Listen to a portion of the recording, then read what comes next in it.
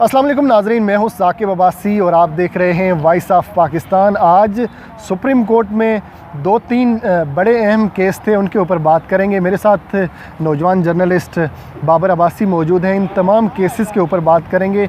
सबसे पहले आज बड़ा केस था खुर्शीद शाह, जो कि पीपल्स पार्टी के रहनुमा हैं। उनकी ज़मानत से मुतल्लिक आज भी जो है उनकी ज़मानत नहीं हो सकी।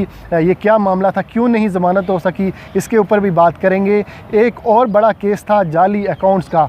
29 जाली अकाउंट्स का जो मामला था, जो कि सुप्रीम कोर्ट ने आज खुद नोटिस लिया था इसके ऊपर, उसके ऊपर भी आज समाअत हुई है, उसके ऊपर भी बात करेंगे। और तीसरा अहम मामला था इस्लामाबाद में माहौलियाती आलूदगी और जो क्रैशिंग हो रही है मारगला हिल्स को काट कर यहाँ से, उसके ऊपर भी बड़ी अहम समाअत हुई है। चीफ जस्टिस ऑफ पाकिस्तान के बड़े अहम रिमार्क्स आए हैं, उसके ऊपर भी बात करेंगे। मज़ीद आगे बढ़ने से पहले इस वीडियो को लाइक करें, वीओपी टीवी को सब्सक्राइब करें और बेल आइकन पर ज़रूर क्लिक करें। लेकिन सबसे पहले बात करते हैं खुर्शीद शाह की ज़मानत के हवाले से। आज भी उनकी ज़मानत नहीं हो सकी। बाबर भाई, बड़ी अहम समाअत थी आज और उम्मीदें थी कि शायद खुर्शीद शाह जो कि ज़मानत पर रिहा हो जाएंगे। जिस तरह हमने देखा कि ज़मानतों का सिलसिला शुरू हो चुका था जब से ये प्रेशर बना पीडीएम का, इसकी क्या वजह है और आज ज़मानत नहीं हो सकी, क्या ग्राउंड्स थे? एक तरफ रज़ा रब्बानी जो पेश हुए वकील थे खुर्शीद शाह के, उनकी जानिब से वक्त मांग लिया गया एक बार फिर कि जो सवालात उठाए गए सुप्रीम कोर्ट की जानिब से कि क्या आप मेरिट की बुनियाद पर ज़मानत मांगेंगे या फिर हार्डशिप की बुनियाद पर, क्योंकि मेरिट पर अदालत ने कहा कि पहले ही डिसाइड हो चुका है कि इस तरह नैब के केसेस में ज़मानत नहीं दी जाएगी। तो क्या कहेंगे, आज क्या समाअत हुई, इसके अंदर क्या क्या चीज़ें हुई? देखें साकिब साहब, आपने पहले ही कहा कि आज इम्कान ज़ाहिर किया जा रहा था कि ज़मानत हो जाएगी, क्योंकि एक ज़मानतों का सिलसिला चला आ रहा था काफ़ी पिछले कुछ दिनों से। जस्टिस मुशीर आलम की सरबराही में यही बेंच ज़मानतें देता चला आ रहा था, लेकिन गुज़श्ता जो ये 2 हफ्तों से हम देख रहे हैं कि जो ज़मानतों का सिलसिला चला था वो अब कुछ रुक सा गया है। खुर्शीद शाह की ज़मानत की दरख्वास्त आज थी। आज जिस बेंच ने कई सियासी मुकदमात में कई जो संगीन नोयत के इल्ज़ामात के बावजूद मुल्ज़मान को ज़मानत पर रिहा किया, उसी बेंच ने आज सुप्रीम कोर्ट के लार्जर बेंच के फ़ैसले का हवाला देते हुए कहा कि सुप्रीम कोर्ट का लार्जर बेंच ज़मानत के उसूल वज़े कर चुका है कि ज़मानत किन बुनियादों पर हो सकती है। तो अदालत की जानिब से आज खुर्शीद शाह के बारे में सवालात किए गए, जिस पर उनके जो वकील थे, बड़े माहिर कानूनदान हैं रज़ा रब्बानी साहब, उन्होंने अदालत से वक्त मांगा है कि वो अदालती सवालात का जवाब देने के लिए उन्हें वक्त चाहिए होगा, उनको तैयारी करना पड़ेगी। उन्हें जो अदालत के लार्जर बेंच का जो फ़ैसला है उसके बारे में इल्म नहीं है। बड़ी हैरानकुन बात है कि सुप्रीम कोर्ट ऑफ पाकिस्तान का एक सीनियर वकील अदालत के उस फ़ैसले से आगाह नहीं था जिसकी बुनियाद पर सुप्रीम कोर्ट ज़मानतों के फ़ैसलों ज़मानतों के ऊपर एक किस्म की कदगन लगा चुकी थी, क्योंकि उस फ़ैसले के मेरिट्स के ऊपर कोई भी केस जो है वो उस तरह से आ नहीं सकता कि उस मेरिट पे कोई आए और वो सुप्रीम कोर्ट उसको ज़मानत दे। तो आज मेरिट की बात भी हुई कि मेरिट पर बात करेंगे, आप केस के मेरिट्स पर दलाइल देंगे। तो रज़ा रब्बानी ने आमादगी ज़ाहिर की, लेकिन बाद में फ़ारूक एच नाइक साहब ने उनको उसमें मदाखलत की, जिसके बायस केस गैर मुअय्यना मुद्दत के लिए मुलतवी हो गया और फ़ारूक एच जो रज़ा रब्बानी साहब हैं उनको तैयारी के लिए अदालत की जानिब से वक्त दे दिया गया है। लेकिन जैसा कि आपने कहा था कि पीडीएम के दबाव के बायस एक तासर दिया जा रहा था कि ज़मानतों का सिलसिला शुरू हो चुका है, लेकिन जैसे जैसे पीडीएम की फलाफ हिकमत अमली हमें नज़र आ रही है, ऐसे ही हमें जो ज़मानतों का सिलसिला शुरू हुआ था वो भी रुकता हुआ नज़र आ रहा है।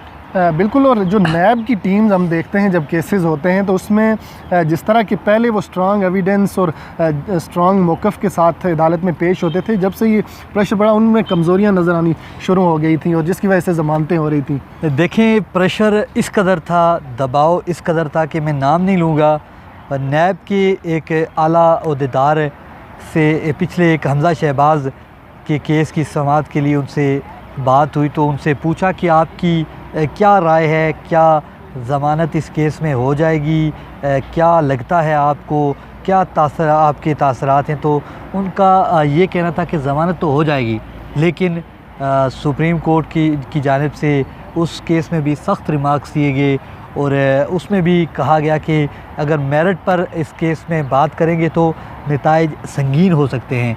तो हमज़ा शहबाज को भी ज़मानत सुप्रीम कोर्ट के बेंच ने नहीं दी। हालांकि यही बेंच मुख्तलिफ़ मुकदमात में जाली बैंक अकाउंट केस के मुलज़मान को भी ज़मानत दे चुका है। इसके अलावा और जो करप्शन मुकदमात हैं उनमें मुलज़मान को ज़मानत देता चला आ रहा है। काफ़ी दिनों से एक इस बेंच के बारे में एक तासर बन चुका था कि जिसको ज़मानत देनी होती है उसके मुकदमे को इस बेंच के सामने लग जाता है, उसको लगा दिया जाता है। तो शायद, लेकिन अब ये तासर गुज़श्ता दो हफ्तों से ये तासर भी ज़ायल होता जा रहा है, क्योंकि सुप्रीम कोर्ट दोनों बड़े मुकदमात हैं।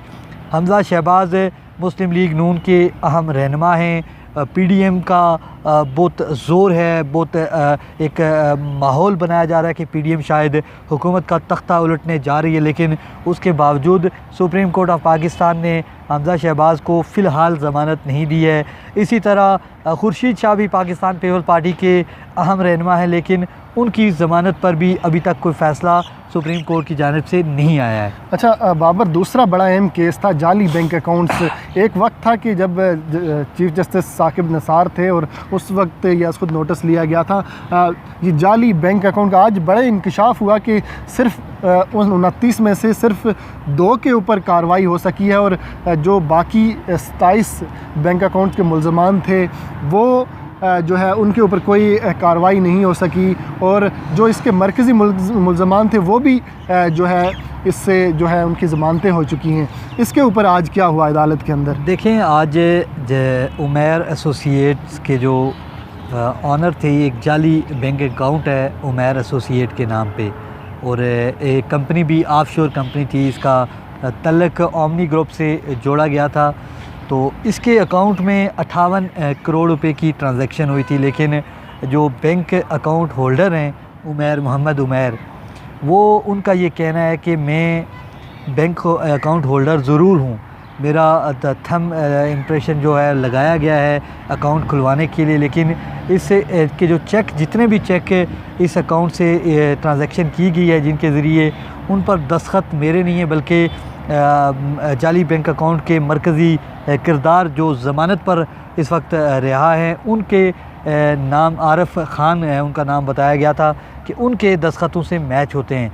तो बड़ा आपने जैसा कहा कि इंकशाफ हुआ, जिस पर जज बेंच से भी बड़ा हैरत का इजहार किया कि सुप्रीम कोर्ट में 2 साल पहले अगर आप पीछे जाएं तो जाली बैंक अकाउंट का बड़ा शोर था, अरबों रुपए की रिकवरी की दास्तानें सुनाई जाती थी। DGFIA बशीर मेमन साहब हर रोज़ एक नई कहानी लेके चीफ़ जस्टिस साकिब निसार साहब की अदालत में पेश होते थे और उनको एक दास्तान सुनाते थे कि आज इतने अरब की रिकवरी हो जाएगी, अगर ये अकाउंट पकड़े जाएं तो ये रिकवरी हो जाएगी। लेकिन आज ये इंकशाफ इसी अदालत में हुआ कि जिन 29 जाली अकाउंट का ज़िक्र सुप्रीम कोर्ट में किया जाता रहा है, उनमें से सिर्फ 2 जाली अकाउंट्स के ख़िलाफ़ कार्रवाई हुई है और उनकी बुनियाद पर 10 रेफरेंसेस अदालत नैब की जानिब से बनाए गए हैं। नैब के IO की जानिब से ये आज कहा गया कि उन 2 जाली अकाउंट से 29 मुकदमात सामने आए और अभी तक सिर्फ 10 रेफरेंसेस बनाए गए हैं। तो ये सुप्रीम कोर्ट ने इस पर बड़ा हैरत का इज़हार किया और कहा कि आपने बाकी जाली अकाउंट होल्डर्स के ख़िलाफ़ कार्रवाई क्यों नहीं की। तो उस पर नैब की जानिब से ये कहा गया कि बाकी जाली अकाउंट होल्डर्स ने अपने अकाउंट्स को ऑन नहीं किया, सिर्फ उमैर एसोसिएट्स हैं। उमैर एसोसिएट्स के जो मुबैना आनर हैं मोहम्मद उमैर, उनकी जानिब से अपने अकाउंट को ऑन किया गया, जिस पर उनको गिरफ़्तार किया गया है। वो अब्सकॉन्डर भी थे, दुबई से उनको गिरफ़्तार करके लाया गया। और जबकि नैब का जो अपना केस है उसमें ये कहा गया है कि ये तमाम जाली अकाउंट्स जो हैं वो आरफ खान नामी शख्स रन करता था और तो A1 इंटरनेशनल्स में भी वहीं से पैसे आते थे, वही सारे अकाउंट रन करता था। जितने भी जो अकाउंट्स हैं उनका तल्लक आरफ खान से जोड़ा गया है। तो अभी सुप्रीम कोर्ट ने उन तमाम अकाउंट्स होल्डर के ख़िलाफ़ की गई कार्रवाई पर नैब से पेशरफ्त रिपोर्ट तलब की है और केस की समाअत जो है 2 हफ्तों के लिए मुलतवी की गई है। अच्छा, तीसरा बड़ा अहम केस आज था वो माहौलियाती आलूदगी से मुतल्लिक था। इस्लामाबाद में और मारगला हिल्स का भी जिक्र हुआ, जो यहाँ पे पहाड़ की कटाई का मामला था, उसके ऊपर क्योंकि सुप्रीम कोर्ट पहले ही आर्डर कर चुकी है। ये थोड़ा सा इसके ऊपर बात करते हैं कि आज अदालत की जानिब से कहा गया कि ये जो लोकल गवर्नमेंट थी, क्या उसकी मुद्दत ख़त्म हो चुकी है या नहीं, जिस पर उनको बताया गया कि फरवरी में इसकी मुद्दत ख़त्म हो रही है। और उनको इख्तियारात के हवाले से जब कमिश्नर इस्लामाबाद से पूछा गया कि क्या मामला है कि मेयर भी जो है रिज़ाइन कर चुके हैं, डिप्टी मेयर जो कायम मकाम मेयर हैं उनको अदालत ने तलब कर लिया, और रूल्स के हवाले से पूछा गया तो कहा गया कि रूल्स जो है मेट्रोपॉलिटन ने बनाकर रूल्स ऑफ बिज़नेस जो हैं काबीना को भेज दिए हैं और अब नोटिफाई नहीं हो सके। इस पर अदालत ने इजहार बरमी किया है कि क्यों अभी तक ये अहम मामला था, इसके ऊपर जो रूल्स का नोटिफिकेशन नहीं हो सका। एक जो लोकल गवर्नमेंट थी वो ख़त्म हो रही है, दूसरी के दोबारा इलेक्शन होंगे आगे, तो अभी तक ये मामला हल नहीं हो सका। इसके ऊपर अदालत ने 1 हफ़्ते के अंदर अंदर जो है रूल्स का नोटिफिकेशन जारी करने का हुक्म दिया गया। और मज़ीद क्या कुछ इसमें आपने सुना इस अदालत में? देखें साकिब साहब, इस केस को भी शुरू हुए तकरीबन 3 साल से ज़्यादा अरसा हो चुका है। इससे आगे कई मुकदमात सामने आ रहे हैं।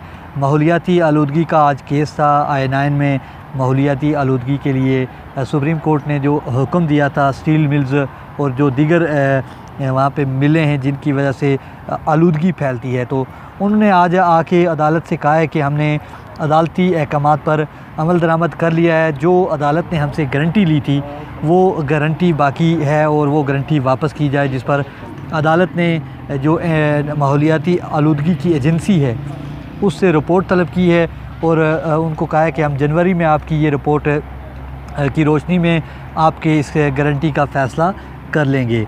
इसके अलावा आज मारगला हिल्स में क्रशिंग का मामला भी सामने आया, जिस पर अदालत उज़्मा ने भरहमी का इज़हार किया। हम हर समात में देखते हैं कि अदालत उज़्मा क्रशिंग को लेके, मारगला हिल्स पर दरख्तों की कटाई को लेके, पहाड़ों की कटाई को लेके बड़ा हसासियत का मुज़ाहरा करती है और उसको बड़ी दिलचस्पी लेती है उससे इन सारे मामलात पर। तो अहकामात भी जारी किए जाते हैं, लेकिन बदकिस्मती ये है कि अदालत उज़्मा के अहकामात पर भी अमल दरामद होता हुआ दिखाई नहीं देता। सुप्रीम कोर्ट ने मारगला की पहाड़ियों पर क्रशिंग रोकने का हुक्म दिया था, लेकिन हर समात पे यही कहा जाता है कि क्रशिंग रोक दी जाए, इससे माहौलियाती आलूदगी फैलती है। तो आज भी यही कहा गया क्रशिंग रोक दी जाए, लेकिन क्रशिंग है कि रुकने का नाम ही नहीं। बिल्कुल, अदालत की जानिब से वाज़ेह कहा